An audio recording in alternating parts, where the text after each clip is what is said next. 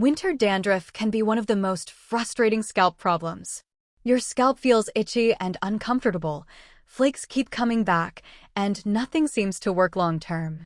Many people think this happens because the scalp is dry, so they oil more or wash less, but that often makes the problem worse. In this video, I'm going to explain why oily, flaky dandruff gets worse in winter, what's actually happening on your scalp, and how ingredients like ketoconazole are commonly used to manage seborrheic dermatitis. This video is for educational purposes only, and if your symptoms are severe or persistent, it's always best to consult a dermatologist. In winter, cold outdoor air and indoor heating slowly weaken the scalp's natural barrier. As moisture escapes from the skin, the scalp tries to protect itself by producing more oil. This excess oil doesn't heal the scalp. Instead, it creates the perfect environment for a yeast called Malassezia, which naturally lives on the scalp. When this yeast grows out of balance, it irritates the skin and causes inflammation. The scalp then sheds skin cells faster than usual, and those skin cells mix with oil, forming greasy white or yellow flakes. This condition is known as seborrheic dermatitis. Because the flakes are oily, treating the scalp as if it is simply dry, by oiling or skipping washes, usually worsens the condition rather than improving it. One ingredient that dermatologists often recommend for oily dandruff and seborrheic dermatitis is ketoconazole. Ketoconazole works by reducing the yeast that contributes to flaking and inflammation. It is commonly found in antidandruff shampoos. Ketoconazole shampoos are usually used once or twice a week, not daily. They should be applied mainly to the scalp, gently massaged, and left on for 3 to 5 minutes before rinsing. This contact time is important for the ingredient to work effectively. In many places, lower-strength ketoconazole shampoos are available over the counter, while stronger versions may require a prescription, depending on your location. Even in winter, regular washing is important.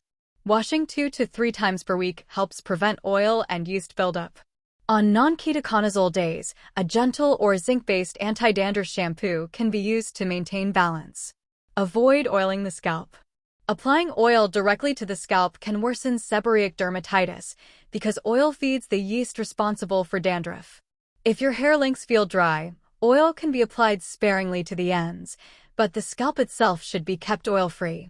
Conditioner is helpful in winter, but should be applied only to the mid-lengths and ends of the hair. Applying conditioner to the scalp can increase buildup and interfere with dandruff control. Soothing without irritating. If the scalp feels itchy or irritated, lightweight, non-oily options like pure aloe vera gel or water-based scalp serums can help calm the skin without worsening dandruff. Scratching should be avoided, as it increases inflammation. Prevention tips for winter. Hot showers, sleeping with wet hair, and wearing unwashed hats or scarves can all trigger dandruff flare-ups. Keeping hair accessories clean and avoiding excessive heat helps maintain scalp balance. Diet and lifestyle also play a role. Nutrients like zinc, omega-3 fatty acids, and B vitamins support healthy skin, while high sugar intake and stress may worsen seborrheic dermatitis for some people. When to see a dermatologist?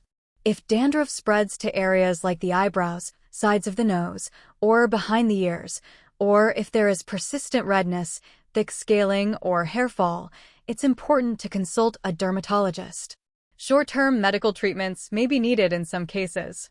Oily dandruff in winter isn't just a dryness issue. It's about oil, yeast, and inflammation being out of balance.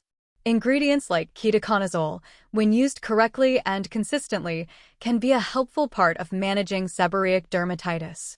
If you found this video helpful, feel free to like, share, or subscribe for more skin and scalp care education. And remember, everyone's scalp is different, so what works for one person may not work for another.